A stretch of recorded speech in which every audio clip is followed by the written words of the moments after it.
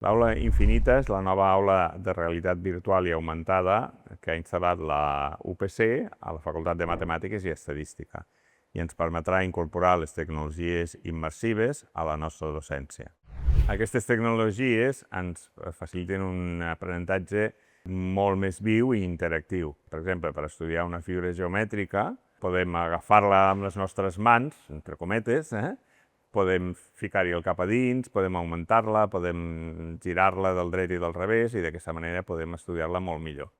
El fet de poder interactuar amb els objectes matemàtics que estudiem a classe ens permet fer un estudi molt més intens, però també ens ajuda a descobrir coses pel nostre propi compte. A més, podem treballar en equip, podem fer construccions junts o podem fer classes a distància. Podem tenir un professor a Finlàndia i que els estudiants estiguin aquí i cooperar amb el professor com si estiguessin al mateix espai.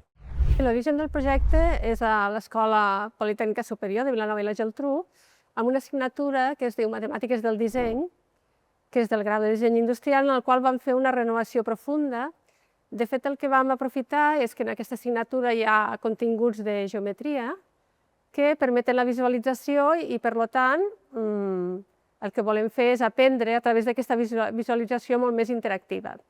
Llavors, de fet, el projecte que vam fer és dissenyar en matemàtiques, perquè el que volíem fer és aprofitar totes les eines matemàtiques que tenen a l'abast els nostres estudiants per dissenyar projectes reals. Aquests projectes reals, quan estan en una realitat tridimensional, doncs, evidentment, encara són molt més reals o molt més atraïts pels estudiants, i aquí va haver el nostre petit somni de fer-ho en realitat virtual.